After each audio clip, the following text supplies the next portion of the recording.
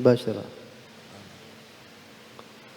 السلام عليكم ورحمة الله تعالى وبركاته. نحمد الله تعالى ونشكره على النعم التي أحاطت بنا حيث لا نحصي تلك النعم التي أنعم الله بها سبحانه وتعالى علينا، إذ قال في كتابه العزيز: وأسبغ عليكم نعمه ظاهرة وباطنة، وقال في الآية الأخرى: وما بكم من نعمة فمن الله. جئنا وجئتم إلى مثل هذا المسجد. اسم مسجد apa?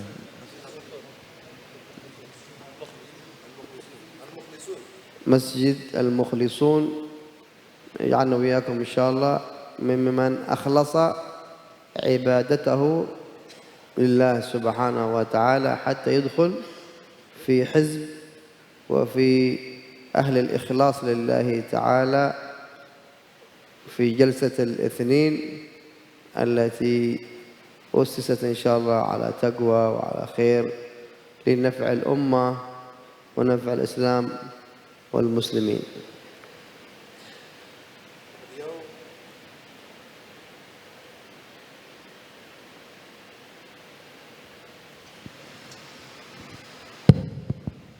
Beliau memulai ceramahnya dengan mengucapkan salam kepada kita semuanya, dan beliau bersyukur kepada Allah Subhanahu wa taala yang dimana pada malam hari ini Allah Subhanahu wa taala mengucurkan nikmatnya yang begitu luar biasa kepada kita semuanya, sehingga kita untuk menghitung daripada nikmatnya Allah Subhanahu wa taala tak mampu. Kemudian beliau juga bersyukur kepada Allah Subhanahu wa taala kita bersama-sama berkumpul di dalam sebuah majelis di Jalsatul Itsnain Anwarus Shalihin ini di Masjid Al-Mukhlisun, ya, dan ini termasuk daripada karunia kenikmatan dari Allah Subhanahu wa taala yang Allah Subhanahu wa taala berfirman, "Wa ma bikum min ni'matin faminallah", yang semua itu yang Allah berikan kepada kita semuanya, yang ada pada kita semuanya daripada nikmat-nikmat itu adalah dari Allah Subhanahu wa taala. ولا ننسى الفضيلة الاعتكاف في المسجد. لا ننسى فضيلة الاعتكاف في المسجد، فإنه قد ورد عن النبي محمد صلى الله عليه وسلم: من اعتكف في مسجد لله تعالى أو في بيت من بيوت الله سبحانه وتعالى كان له من الأجر كأنما اعتق رقبة من ولد إسماعيل عليه السلام. Beliau juga mengingatkan untuk kita semuanya, untuk kita itu tidak lupa berniat iktikaf ketika kita duduk di masjid yang semacam ini. Nabi SAW bersabda, barang siapa yang beriktikaf di rumah daripada rumah-rumah kemuliaan Allah Subhanahu wa taala, maka seakan-akan orang itu diberikan oleh Allah Subhanahu wa taala pahala seperti memerdekakan seorang budak daripada anaknya Ismail. وهذا المسجد هو الذي قال النبي صلى الله عليه وسلم: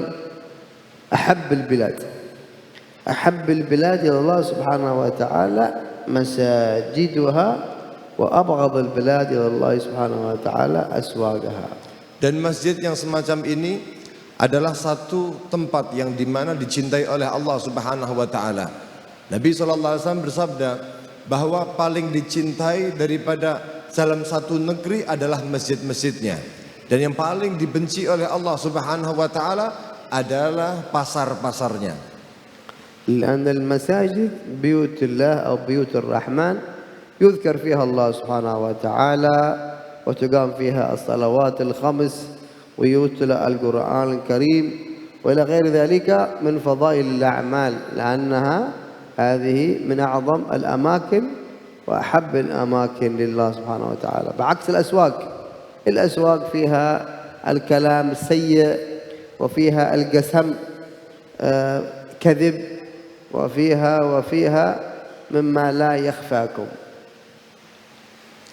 Di masjid yang semacam ini kenapa menjadi alasan Allah Subhanahu wa taala cinta? Cinta di tempat-tempat yang seperti ini, di masjidnya Allah Subhanahu wa taala. Di dalam satu negeri yang paling dicintai adalah masjidnya Allah. Kenapa?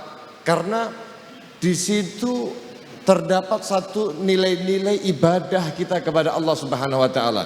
Di dalam masjid yuzkar fiha Allah Subhanahu wa taala. Di situ zikir kita kepada Allah, kita ingat kepada Allah Subhanahu wa taala, dilaksanakan di dalamnya salat berjamaah, dilaksanakan di dalamnya baca Al-Qur'an, dilaksanakan di dalamnya semua bentuk-bentuk ibadah.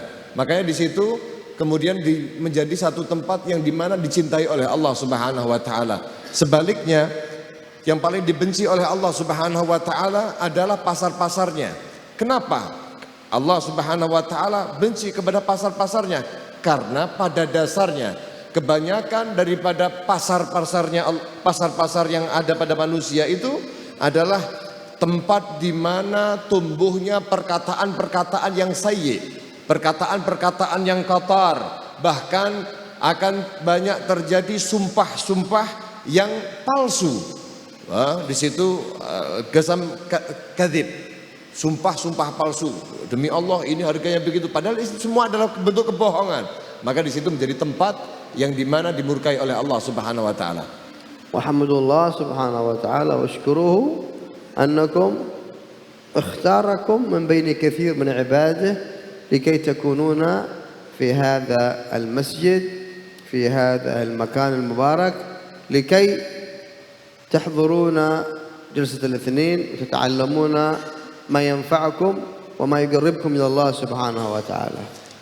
Beliau mengatakan kita bersyukur kepada Allah Subhanahu wa taala yang dimana Allah Subhanahu wa taala ikhtarakum. Allah telah memilih kalian di antara hamba-hamba Allah Subhanahu wa taala untuk kiranya kita semua digerakkan kaki-kakinya untuk hadir di tempat yang semacam ini, yang dimana kita hadir di Jalsatul Itsnain, Anwarus Shalihin yang semacam ini. Ini adalah bukti bahwa Allah Subhanahu wa taala telah memilih di antara kita, dari antara para hamba-hambanya Allah Subhanahu wa taala untuk dimuliakan. فإذا حضر الإنسان في مثل هذه المساجد ومثل هذه الأماكن يستفيد مثل جلوسه في هذه المساجد وما يتلى عليه من فوائد ويكتب الفوائد حتى يستفيد من جلوسه ولا يكون جلوسه مجرد عادة. جاء المجلس الماضي وجاء المجلس هذا، لا يكون جلوسك ومجيئك إلى مثل هذه المجالس وجلسات الخير أن تكون عادة. حضرنا وجئنا، إيش قالوا ما أدري، ماذا قالوا ما أعرف، إيش استفدت ما أدري. على كل حال الحضور هو ذاته خير، الحضور هو ذاته فضيلة الاعتكاف في المسجد وفضيلة حضور مجلس علم، كما ورد أن حضور مجلس علم واحد أفضل من تشييع 1000 جنازة وصلاة 1000 ركعة وعيادة 1000 مريض. Beliau mengatakan kita duduk di masjid yang semacam ini, di majelis semacam ini, di masjidnya Allah Subhanahu wa taala untuk kita mengambil kemanfaatan yang ada di hadapan kita. Seharusnya kita duduk di dalam majelis-majelis ilmu yang semacam ini, di Jalsatul Itsnain semacam ini. Maka hendaknya kita sebagai manusia yang hadir di majelis semacam ini mengambil faedah yang banyak. Kemudian faedah itu akan memberikan manfaat dan dampak kita ketika kita duduk di majelis yang semacam ini. Jangan kemudian kita telah hadir pada hari ini, hadir di pertemuan yang kemarin, hadir di pertemuan yang dulu, akan tetapi pertemuan-pertemuan itu tidak membawa perubahan kepada kita semuanya. Seakan-akan gak ada faedah kita hadir di majlis-majlis yang semacam ini. Walaupun ala kulli hal huduruka, ini hadirnya kamu semuanya ini ala kulli hal ini sebuah khair. Ini adalah sebuah kebaikan dari Allah Subhanahu wa taala. Kenapa? Karena kita duduk di sini bisa beriktikaf, kita duduk di sini berkumpul dengan orang-orang saleh, kita duduk di sini bersolawat kepada baginda Nabi Muhammad sallallahu alaihi wasallam. Yang diantara fadilah solawat kita kepada Nabi Muhammad sallallahu alaihi wasallam, sebagaimana disebutkan dalam sebuah riwayat hadis bahwa kamu hadir kita di majlis-majlis ilmu semacam ini, dikatakan oleh Nabi Muhammad sallallahu alaihi wasallam sebagaimana kamu hadir, kamu menjenguk 1000 orang sakit, atau kamu merawat 1000 jenazah. Mau merawat 1000 jenazah. Kemudian alf bagi alf rakaat. Salat 1000 rakaat. Ya. هذه الفضيلة كلها فضائل مجالس العلم، لأن الله سبحانه وتعالى قال، لأن النبي محمد صلى الله عليه وسلم في الحديث يقول الدنيا وما فيها، الدنيا ملعونة، ملعون ما فيها إلا شيئين اثنين، ذكر الله وما والاه. وفي رواية أخرى عالم ومتعلم، غير هذا الشيء الله يعني لعن هذه الدنيا ولعن ما فيها. Itu tadi adalah diantara faedah kita menghadiri majelis ilmu yang semacam pada malam hari ini. Di antaranya lagi Nabi kita Muhammad sallallahu alaihi wasallam menerangkan tentang bagaimana fadilah ilmu, fadilah hadirnya kita di majelis-majelis ilmu yang semacam ini. Beliau menegaskan dan mengatakan bahwasanya dunia dan isinya ini adalah dilaknat, terlaknat di sisi Allah Subhanahu wa taala. Ad-dunya mal'unah, mal'unun ma fiha wa mawala. Mal'unun ma fiha. Dilaknat. Dunianya dilaknat, seisi dunianya dilaknat oleh Allah Subhanahu wa taala. Kecuali kata baginda Nabi Muhammad sallallahu alaihi wasallam yang tercegah daripada laknat Allah Subhanahu wa taala dalam satu riwayat zikrullah. Pertama adalah zikir kepada Allah Subhanahu wa taala yang digerakkan di atas dunia, dan juga apapun yang berkaitan dengan zikir. Dalam satu riwayat yang lain, yang tidak terlaknat, yang terbebas daripada laknatnya Allah di atas dunia, yang pertama adalah alim, orang yang memiliki ilmu. Yang kedua adalah al-muta'allim, orang yang mau belajar ilmu. Wal alim له فضائل كبيرة، ومن ضمن الفضائل العالم أنه يشفع يوم القيامة ل70 من أهل بيته من وجبت عليهم النار. العالم له شفاعة، لأن الشفاعة يوم القيامة كثيرة، شفاعة للأنبياء، وشفاعة للعلماء، وشفاعة للشهداء. والعالم له شفاعة أيضا، يشفع كما جاء في الحديث، يشفع ل70 من أهل بيته من وجبت عليهم النار. هذا فضيلة للعلم، فضيلة للعالم. لا يقول الإنسان أنا شيبة، أنا كبير، أنا ما أعرف شيء. تعلم، ليس المرء يولد عالما، تعلم وإن كان قليلا قليلا ثم يكون كثيرا كثيرا. Beliau mengatakan di antara faedah daripada menghadiri majlis-majlis ilmu yang semacam ini, bahwa Nabi kita Muhammad sallallahu alaihi wasallam menegaskan kita yang di antara adalah orang alim, adalah orang alim. Tadi dikatakan ada alim, ada muta'alim. Fadilah daripada orang yang alim, fadilah daripada orang yang mengerti daripada ilmu-ilmu yang di situ ada meneruskan Nabi Muhammad sallallahu alaihi wasallam, di antaranya adalah memberikan syafaat 70 orang daripada keluarga ahli baitnya, keluarganya dia, yang dimana mereka 70 orang keluarganya telah mendapatkan satu kewajiban untuk masuk ke dalam nerakanya Allah. Artinya apa? Mereka sebenarnya sudah tercatat menjadi ahli neraka, akan tetapi begitu ada satu keluarganya yang alim, itu 70 keluarga yang ahli neraka mendapatkan syafaat, pertolongan daripada orang alim tadi itu nanti di hari kiamat. Dan kemudian syafaat ini banyak pada dasarnya nanti di hari kiamat para jamaah yang dirahmati Allah Subhanahu wa taala. Di antaranya ada syafaat yang dimiliki oleh para anbiya, ada syafaat yang dimiliki oleh para syuhada, ada syafaat yang dimiliki oleh para ulama, dan banyak syafaat yang terjadi. Maka kita semuanya ketika hadir, ketika hidup di atas dunia ini, jangan sampai luput daripada majelis-majelis ilmu. Walaupun usia kita telah tua, renta dan lain sebagainya, hadir majelis ilmu. Jangan katakan, saya sudah tua, bagaimana saya bisa belajar. Kenapa?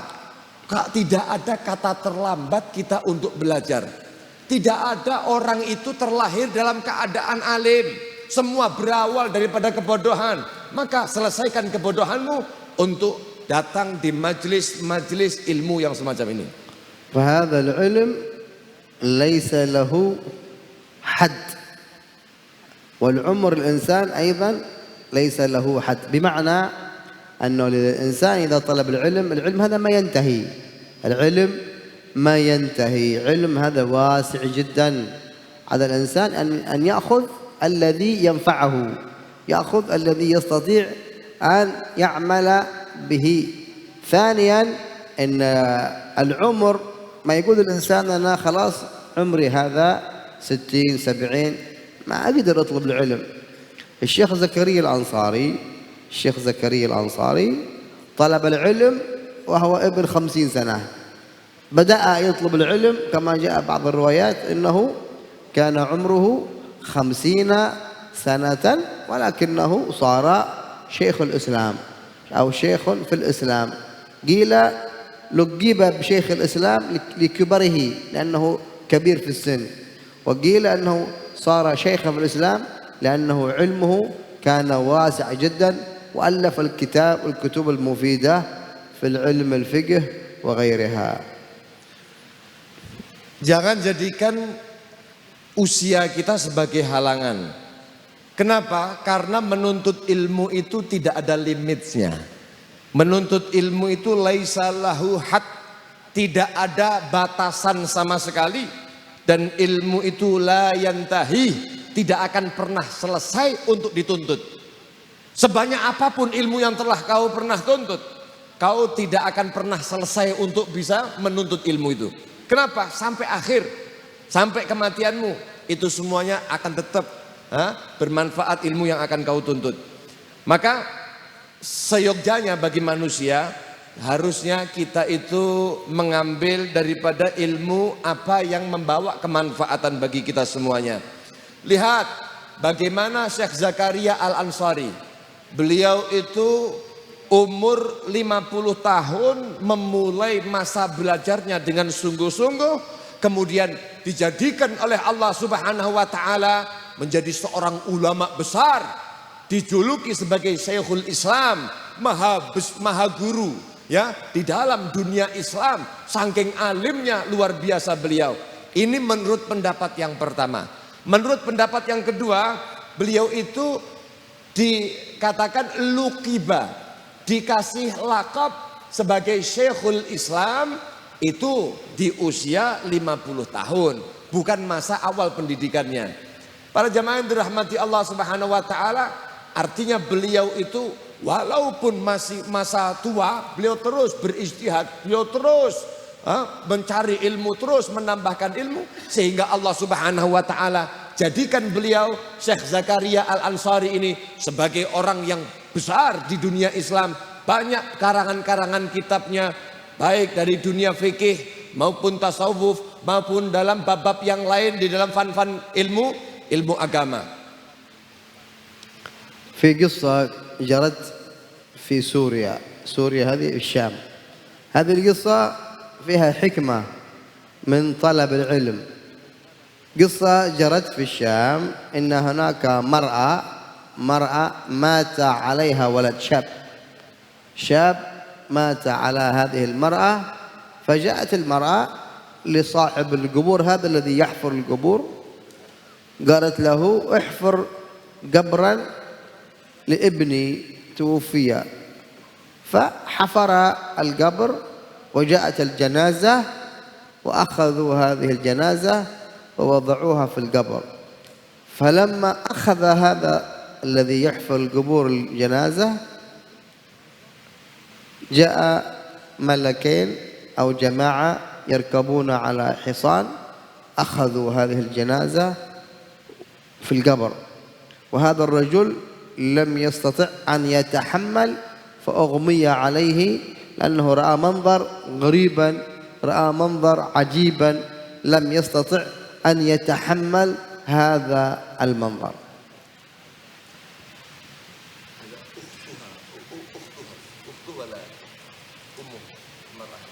ابنها. Ada seorang pemuda, ini ada satu kisah. Ada satu kisah seorang pemuda di tanah Syam, yaitu di Suriah. Kisah ini kisah nyata yang pada saat itu seorang pemuda mati ibunya, ibunya mati. هو مات الولد شاب مات. هذا يعني مرأة. الذي مات الولد.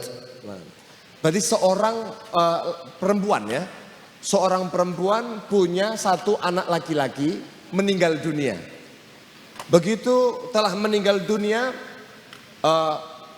orang ini semua masuk ke dalam ini semua, kemudian anak ini yang meninggal dunia dibawa ke liang kubur. Dibawa ke liang kubur, begitu sampai di liang kubur diambil dari atas ke bawah, kemudian ternyata dia melihat malaikatnya Allah Subhanahu wa taala ditampakkan. Dari situ dia melihat sesuatu yang sangat luar biasa, sampai kemudian orang yang ada dalam kubur ini pingsan, sampai kemudian mughma alaih. ثم بعد أيام أو أشهر أخرى جاءت هذه المرأة إلى هذا الرجل الذي يبحث القبور وقالت له ابحث قبر آخر فإني لي ابن قد توفي. وجاءت الجنازة وجابوا هذا الشاب الآخر وأخذه إلى القبر، وجاءوا الملائكة الذين يلبسون اللباس الحسن وأخذوا هذا الولد أو الرجل وإلى إلى إلى إلى رحمة الله سبحانه وتعالى. ولكن في هذه المرة هذا الرجل الذي يحفر القبور تثبت ولم يغمى عليه، مباشرة خرج من القبر وذهب خلف المرأة يسألها. Suatu saatnya tadi orang penggali kubur tadi itu kan pingsan, ya, pingsan ketika melihat satu malaikat yang datang.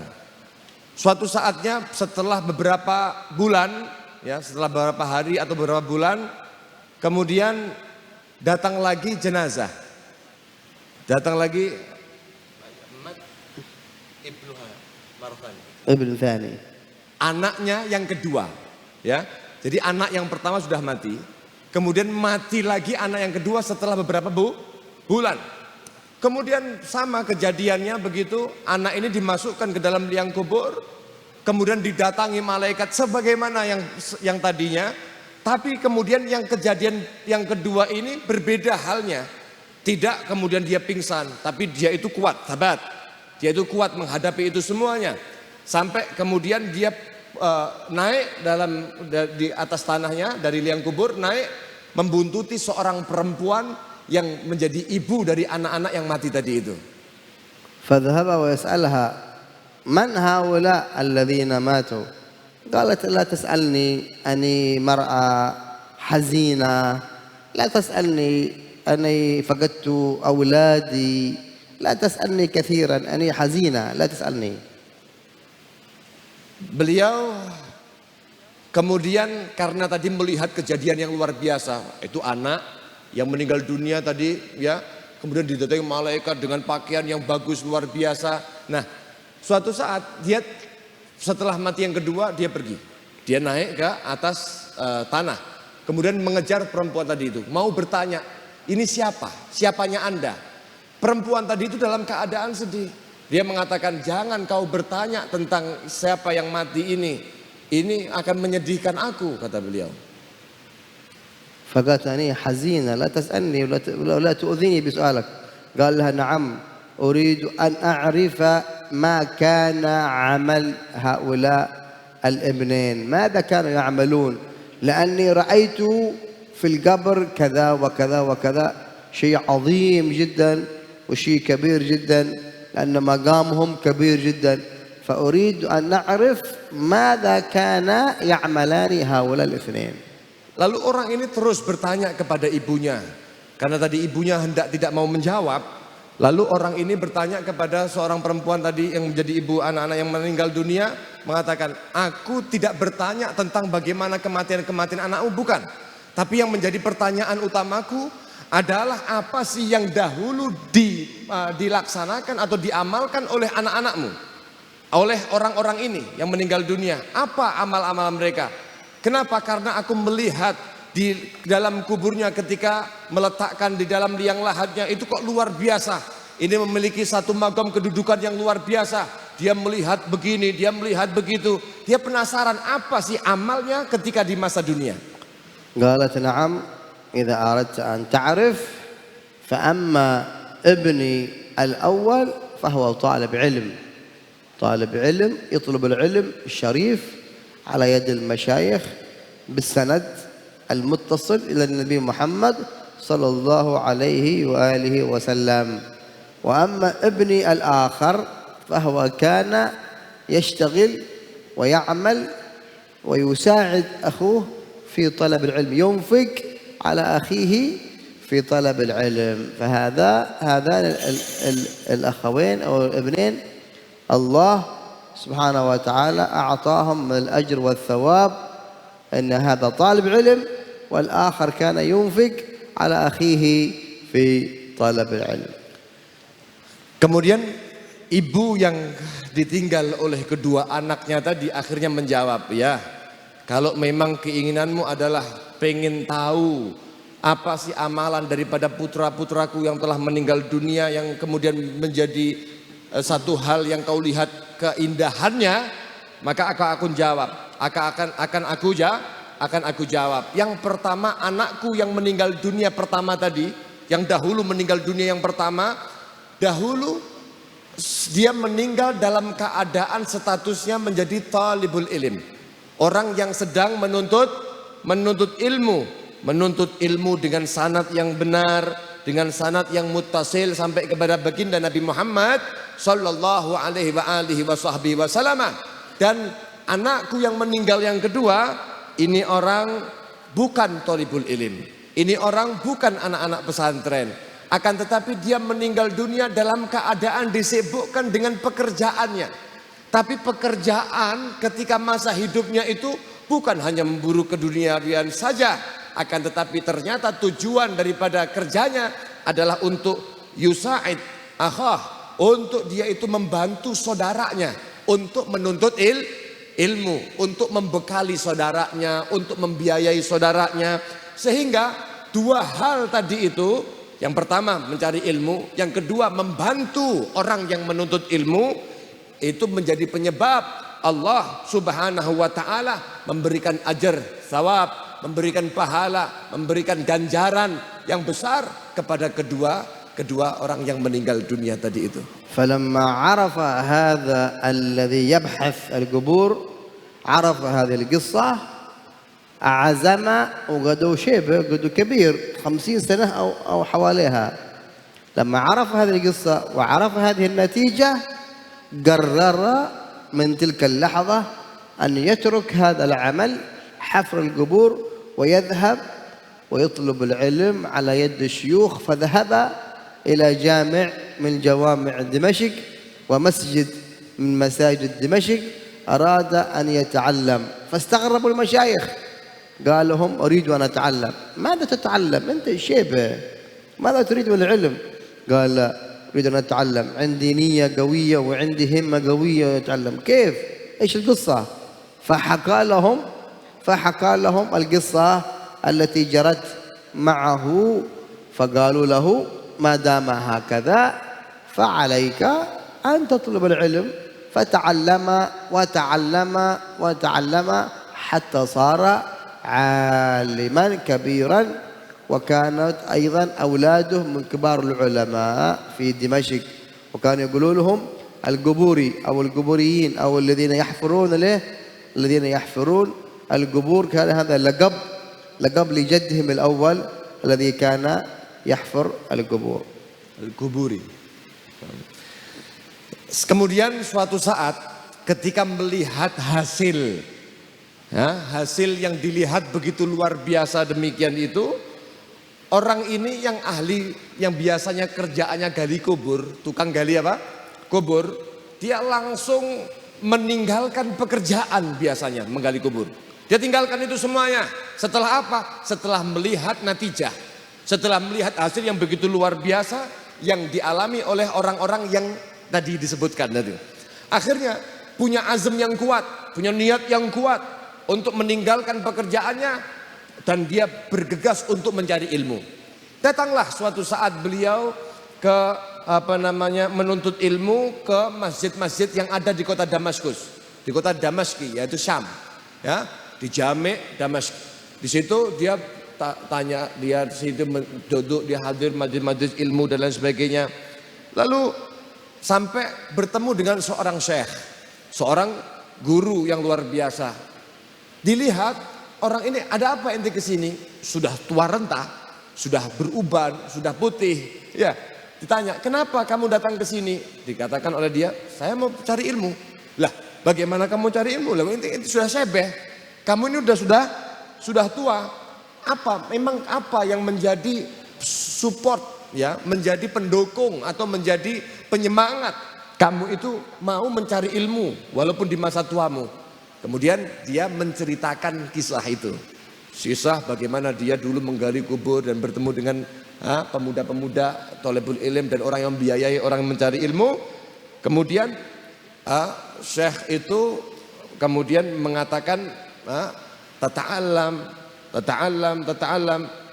hatta ini orang ini kasih support juga, dikasih ilmu, dikasih pelajaran, orang ini terus tata'allam, belajar terus, belajar, tidak ada hari tanpa belajar walaupun di masa tua, sampai hatta shara aliman, orang ini sampai menjadi orang yang alim. Dan syekh ini menjadi satu lakab, ya, dia itu punya lakab namanya Al-Quburi, Syekh Al-Quburi. Kenapa? Ada satu ulama namanya Syekh Al-Quburi. Kalau dituruntut itu ternyata salah satu kakeknya itu adalah seorang penggali kubur yang diceritakan ini. Ini menjadi seorang ulama yang besar akhirnya, Al-Quburi. وهذه قصة ليست من الخيال، هذه قصة واقعية حصلت في الشام، وأن هذا الشخص الذي كان يحفر القبور إلى الآن ذريته موجودة وفيهم من الصلحاء والعلماء. Ini kisah bukan hoax, ya. Ini kisah, ini bukan hayalan saja. Ini kisah bukan sekedar dongeng, tapi ini kisah nyata, real, pernah terjadi di zaman dahulu, yang terjadi di Syam, terjadi di Suriah, di Syam. Lah, subhanallah, orang ini memiliki cucu-cucu. Yang tadi yang menggali kubur menjadi orang yang alim, ini orang memiliki cucu-cucu yang mereka itu semuanya menjadi para ulama besar. Menjadi ulama besar yang itu nasabnya bersambung kepada orang ini. Jadi sampai sekarang masih ada cucu-cucunya yang menjadi para ulama. فلذلك على الإنسان إذا حضر في مثل هذه المجالس وغيرها من مجالس العلم أن يحصل الفائدة ويكتب. فإذا عجبنا هذا الشخص الآن عنده القلم وعنده الكتاب ويكتب، هذا أهم شيء، يكتب الفوائد، هذا يكتب الفوائد. هذا هو سلاح طالب العلم. سلاح طالب العلم القلم والقرطاس. سلاح طالب العلم القلم والقرطاس. كان شيخنا الحبيب حسن الشاطري في الروحة حتى كان عمره 70 أو زاد على 70، كان عنده الكراس الخاص، فإذا سمع فائدة جديدة مرت عليه يكتبها في كراسه لكي ما تذهب عليه الفوائد، لأن العلم هذا إذا حفظ ينسى، وإذا كتب يبقى في الأوراق ويبقى في الكتب. Nah, beliau lalu menggarisbawahi, makanya kita ini walaupun sudah seperti ini sudah tua-tua seperti ini, jangan berhenti untuk mencari apa? Ilmu, tetap mencari ilmu. Kemudian perlu kita itu mengambil faedah, jangan cuma hadir doang. Jangan cuma hadir saja di majlis-majlis semacam ini, harus ada faedah. Ojo keminter gitu loh.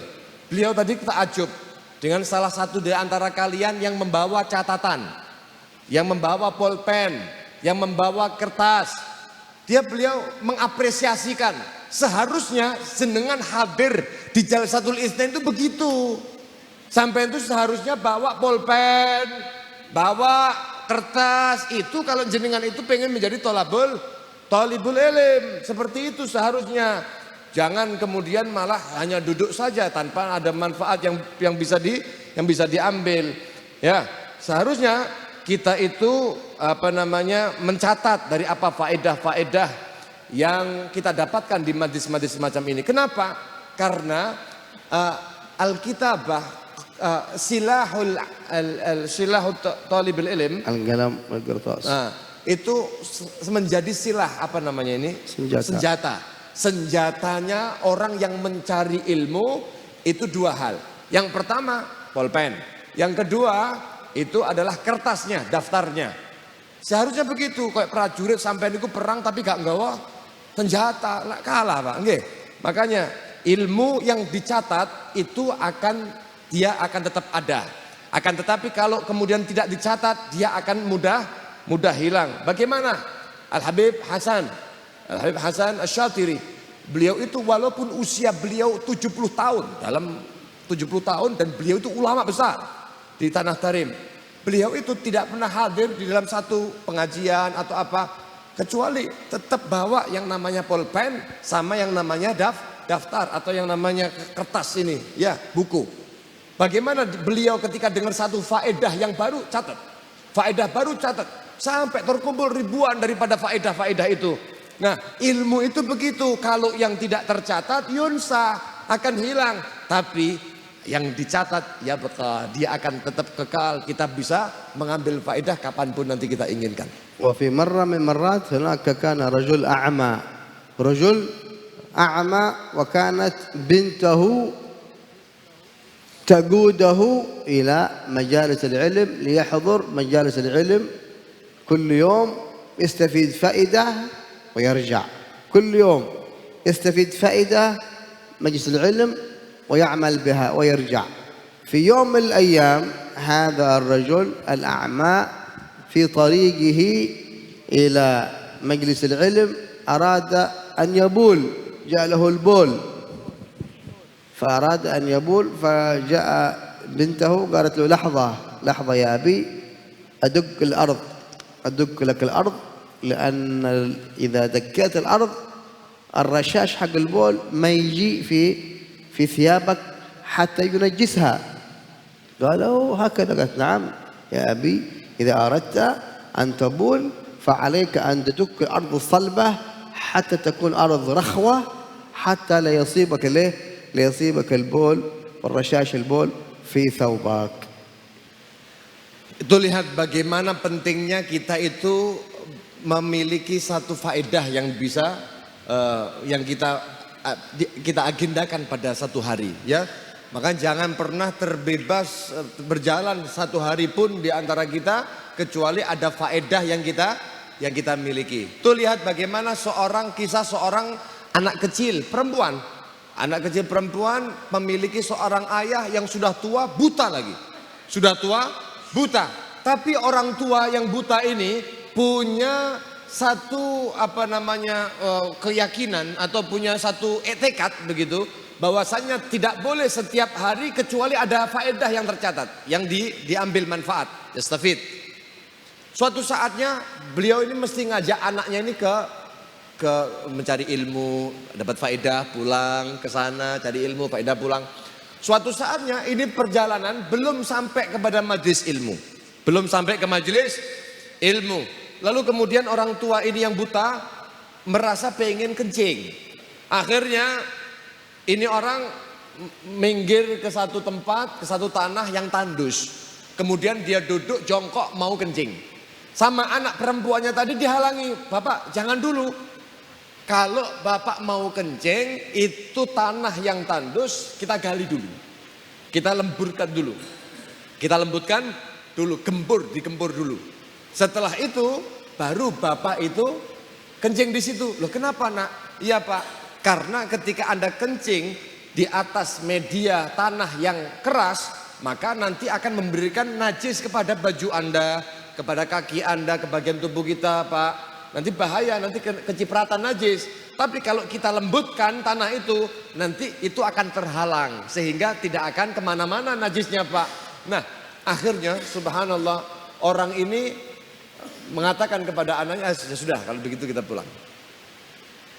فعمل هذا الفائدة ورجع إلى بيته لأنه حصل فائدة من الفوائد. وهكذا في كل حياتنا اليومية لا بد أن نستفيد فائدة دينية وفائدة علمية، لأن الله سبحانه وتعالى ما خلقنا في هذه الدنيا عبث، ولم يخلقنا للعب، ولم يخلقنا للأكل والنوم والشرب، وإنما خلقنا لمهمة معينة، خلقنا لنعبده سبحانه وتعالى كما قال في القرآن الكريم: "وما خلقت الجن والإنس إلا ليعبدون". وكيف تعبد الله سبحانه وتعالى على بصيرة؟ تعبده على بصيرة إذا تعلمت، وإذا عرفت العلم، وإذا جالست العلماء. Beliau mengatakan tadi, cerita tadi itu diakhiri dengan ayahnya bergegas mengajak pulang padahal belum sampai di majelis ilmu. Kenapa ditanya oleh seorang anak kecil tadi, "Bapak, lu kenapa pulang? Kita belum sampai ke majelis ilmu." Kata bapaknya, "Sudah, kita pulang aja. Yang penting Bapak sudah dapat minimal satu faedah. Dan Bapak mengambil faedah dari kejadian apa yang kau katakan tadi, wahai anakku." Dia pergi pulang. Kenapa? Sudah mendapatkan faedah walaupun daripada anaknya. Tuh luar biasa tuh. Makanya kita semuanya itu, ayo jangan sampai kita itu tidak mengambil faedah di setiap hari kita. Mudah-mudahan kita semuanya diberikan faedah terus setiap harinya, baik faedah diniyah maupun galbiyah, faedah yang berkaitan dengan agama, berkaitan dengan kondisi hati kita. Kita itu diciptakan oleh Allah Subhanahu wa ta'ala bukan untuk bermain-main, bukan untuk tidur, bukan untuk sesuatu yang tidak ada faedahnya. Allah Subhanahu wa ta'ala perintahkan kita, Allah Subhanahu wa ta'ala ciptakan kita itu untuk beribadah kepadanya, untuk beribadah kepadanya. Nah, sehingga Allah Subhanahu wa ta'ala itu berfirman, "Wa ma khalaqtul jinna wal insa illa", tidak aku ciptakan jin dan manusia kecuali illa liya'budun, untuk menyembah Allah Subhanahu wa ta'ala.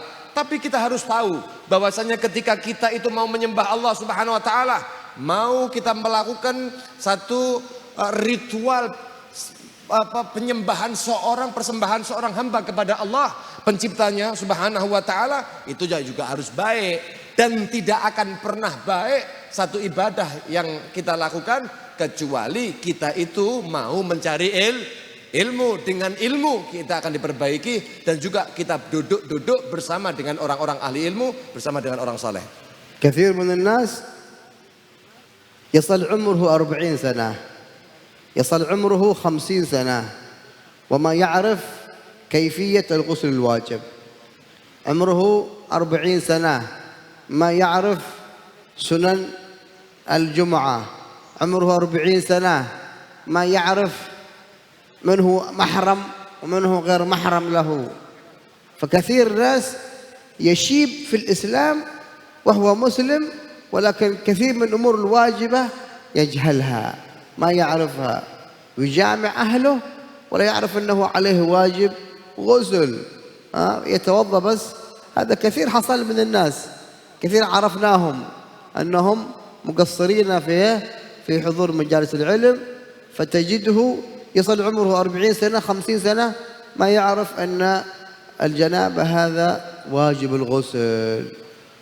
هذا أمر بغى انتباه خطير فلا صلاة صحيحة ولا اعتكاف صحيح، وكثير من العبادات التي تعملها فهي عبادة فاسدة. Beliau menjelaskan tuh bagaimana lihat kondisi orang-orang yang bodoh. Kadang-kadang di tengah masyarakat kita itu ada sebagian yang mereka telah mencapai umur 40 tahun. Kadang-kadang mereka bahkan sampai 50 tahun. Tidak tahu bagaimana caranya dia itu mandi wajib. Kadang-kadang tidak tahu bagaimana apa yang harus dilakukan di dalam melakukan satu ibadah-ibadah.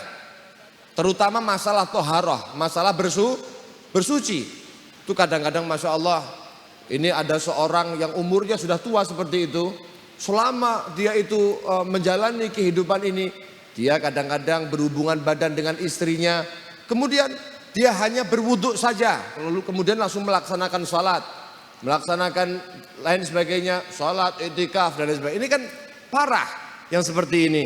Akhirnya dampaknya apa? Ini sesuatu yang sangat-sangat membahayakan pada diri orang tersebut. Berkaitan dengan keabsahan ibadahnya.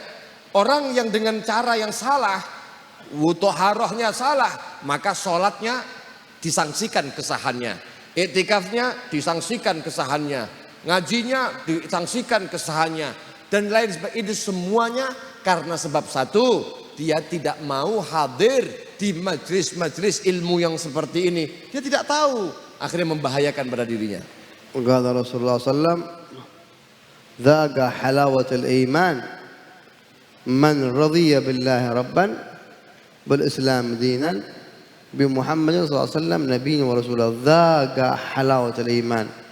Dzaqa halawatul iman man radhiya billahi rabban bil islam dinan wa bi Muhammadin sallallahu alaihi wasallam نبيا ورسولا. أذاقنا الله وإياكم إن شاء الله حلاوة الإيمان، واجعلنا وإياكم إن شاء الله ممن ارتضاهم ليكونوا في هذا السبيل وفي هذا الطريق خداما للشريعة المطهرة. آمين اللهم آمين. Beliau mengakhiri dengan sebuah riwayat hadis dari baginda Nabi Muhammad sallallahu alaihi wasallam yang beliau bersabda, "Dzaqa halawatal iman." Akan ada seseorang yang menyicipi daripada manisnya keimanan. Siapakah mereka? Yang pertama, man radhiya billahi rabba. Orang yang ridha Allah Subhanahu wa taala menjadi Tuhannya. Wabil islami dinan, dan dia ridha Islam sebagai agamanya. Dan yang ketiga, wabi Muhammadin sallallahu alaihi wasallam nabiyya wa rasulah. Dan dia ridha betul bahwa Nabi Muhammad sallallahu alaihi wasallam menjadi rasulnya. Maka mudah-mudahan kita semua yang hadir pada malam hari ini betul-betul oleh Allah Subhanahu wa taala diberikan satu halawatul iman, rasa manis keimanan kita kepada Allah Subhanahu wa taala yang diberikan oleh Allah Subhanahu wa taala, sehingga rasa yang demikian itu akan menuntut dan mendorong kita untuk kita semua bersemangat untuk menjadi khuddaman, menjadi orang-orang yang menjadi penyaji, menjadi orang-orang yang menjadi pelayan untuk khidmah di dalam agama ini, di dalam semua apapun yang bisa dia lakukan. Mudah-mudahan diberikan kabul oleh Allah Subhanahu wa taala.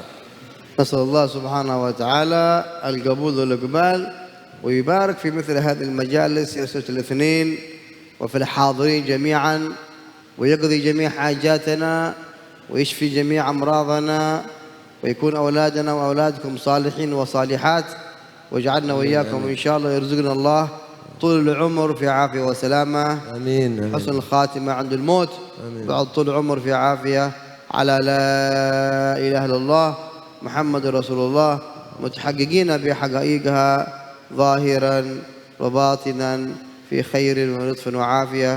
وهذا مني والعفو منكم. السلام عليكم ورحمة الله وبركاته. Beliau mengakhiri ceramah beliau pada malam hari ini dengan doa-doa yang sangat luar biasa. Mudah-mudahan kita semua hajatnya dikabulkan oleh Allah Subhanahu wa taala. Kita semuanya diberikan kabul oleh Allah Subhanahu wa taala. Semua kehadiran kita dicatat sebagai amal saleh kita semuanya. dan kemudian diampuni dosa-dosa kita, dan banyak sekali doa-doa yang beliau panjatkan kepada Allah yang semua itu kita telah aminkan bersama. Mudah-mudahan Allah Subhanahu wa taala berikan kabul. Amin. Allahumma amin. Beliau memohon maaf apabila ada kesalahan, dan juga Al-Fakir sebagai penerjemahnya tentu banyak satu kata, dua kata sampai lebih daripada itu semuanya yang terlepas. Maka saya mohon maaf yang sebesar-besarnya. Mudah-mudahan dapat diambil kemanfaatan yang kita bawa pulang faedah ini, kita catat, kemudian kita berikan kepada keluarga kita. Amin. Allahumma amin ya rabbal alamin. Wassalamualaikum warahmatullahi wabarakatuh.